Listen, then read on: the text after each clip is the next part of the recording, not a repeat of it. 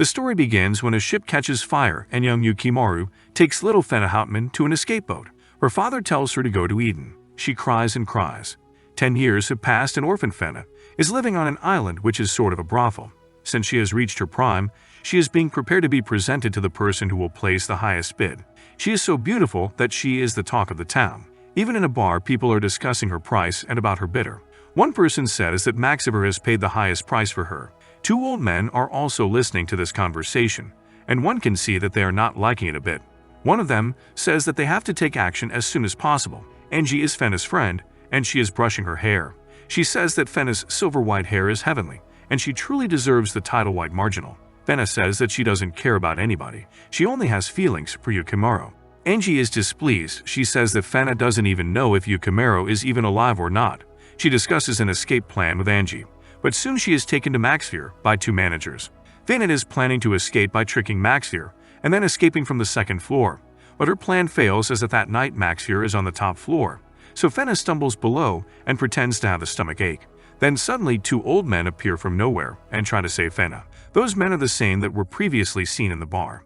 At first Fena doesn't recognize them. Then she realizes that they are Otto and Solomon from her childhood years. They try to escape. Meanwhile, some unknown characters kill the guards and try to help Fena, Otto, and Solomon. Maxiver is furious and orders to recover Fena at any cost. Some strangers abduct Fena and admire her beauty. Then Fena silently summons Yukimaru. A masked man appears and thrashes all the strangers. Fena believes that he is Yukimaru. He then hits Fena's head with a stick and disappears. Fena faints. Fena wakes up and finds herself in a small boat in the middle of the sea. She is accompanied by Otto and Solomon, and is relieved that finally they have escaped from the island. They finally reach the Goblin Island. Over there, the same unknown creatures dwell who helped the 3 escape. They enter a house and an elderly bearded man welcomes them. He introduces himself as Sanada Yukiisa, who swore to protect the Hauptmann family after they rescued his shipwrecked great-grandfather from near-death ages ago and gave his crew the knowledge on how to survive on the island. He also gives her some grim news that her father passed away on that same voyage in which she was separated from him. He also gives her a crystal slab and tells her that her father gave it to Yukimaru. He actually wanted to save that place at any cost from where the slab was obtained. Sanada says that they have to find the secret of the slab and only Fena can find it. Fena meets different people like Karen, Keed, Enju, Makaba, and Shetten. They all are students of Sanada. She also has an encounter with Yukimaru, who has now grown into a stern but handsome lad. She recognizes the masked savior was actually Yukimaru. He gives her a sword, and with it, she cuts her beautiful silver mane. Fena tells Sanada that she remembers her father's orders to go to Eden, so she sets out on a voyage to Eden to find the secret of the crystal slab and the destiny which her father wanted to reach on his final voyage. A British soldier named Abel is scathing Maxiver for losing Fena, and grimly orders him to bring Fena back at any cost. Fena and her warrior friends board a ship called Bonito. On the way, they stop at a free island called Bar Barrel. In order to get some food and supplies, Fena is accompanied by Keed and Enju. On the way, they are attacked by Maxiver and his female pirates. Enju and Keed try to stop them but are unable to do so. Yukimaru comes for Fena's rescue. On the ship, Sabeka punishes Fena, Enju, and Keed for being careless. Later that night, Maxiver Jr. is about to be thrown overboard to his doom as his services are no longer required by Abel. In the end, Abel holds a heart-shaped pendant and says that even Fena doesn't know her own worth. Now Benito is sailing towards the German village of Libar Oberstein as the search for the secret of the crystal slab is destiny. Fena makes her protectors, also known as Goblin Knights, train her to use different weapons. On reaching Libar Oberstein, they meet a young woman named Aria, who asks about the whereabouts of the crystal slab. She then asks all of them to follow her. Fena is super jealous of Aria's frankness with Yukimaru. Aria takes them to her grandfather's house. He asks Yukimaru to sharpen a knife that was gifted to him by his father. In return, he gives them some valuable information about the slab. He reveals that the slab was made in this village, however the material used doesn't belong here. The material was brought to the village in 1436, and the listed buyer was La Pucelle d'Orleans. La Pucelle d'Orleans is a nickname given to Joan of Arc. The surprising revelation is that Joan of Arc was killed in 1431 when she was burned at the stake. The crystal was made 5 years after her brutal murder. As the crew is leaving the village, Fena tells Yukimaru that she recalls in her faintest memories that someone used to call her La Pucelle as a young child. In the last scene, Abel is gazing at a painting of a beautiful young woman and calls her La Pucelle. Sanada is talking to Ki, who is the elder brother of Shaitan. He asks him how to keep out the witch of Yukimaru's life. It's unclear whom he is calling the witch. Key tells Sonata that Shitten is there so he shouldn't worry much. Sonata makes Kai remember how he saved Yukimaro from that burning ship.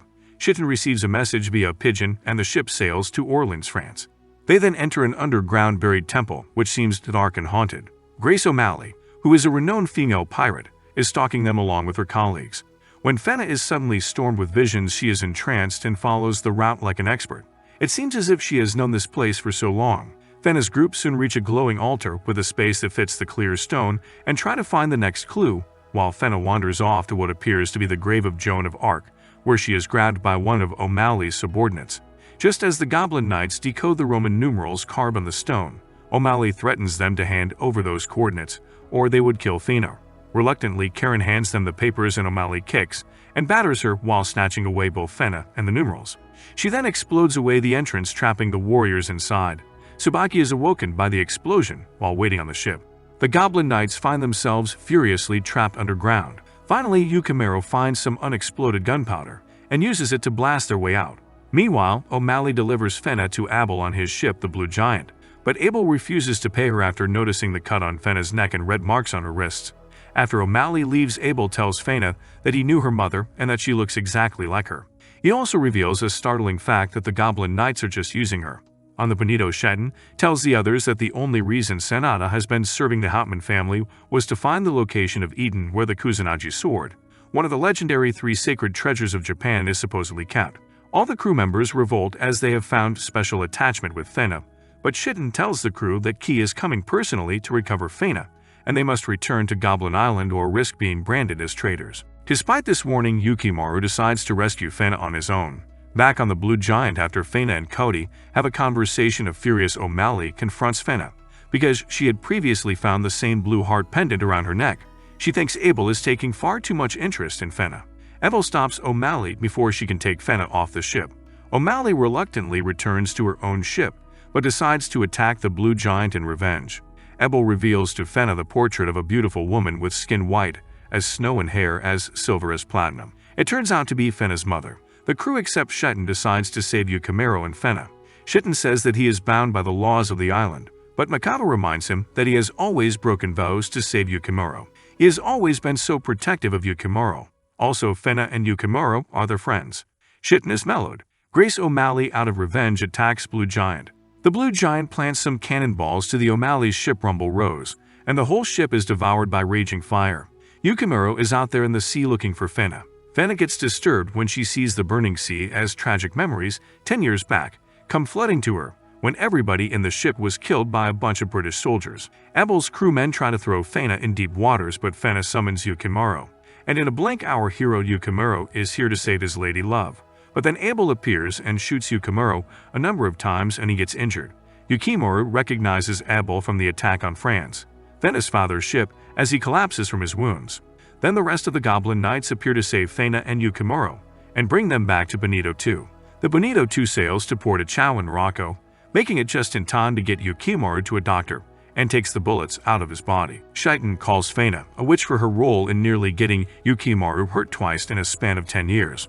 Also, he says that it's the job of a witch to bewitch someone and to make that person do whatever they are told. Shitten thinks over his past about him watching over Yukimaro when he was rescued by Key always belittling him about how he used his sword and bow. Actually, he puts the blame of all the negativity around him on Fena.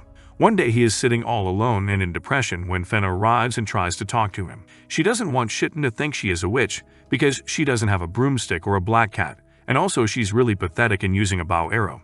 It is seen that Shitten nulls a little and begins to soften for Fena.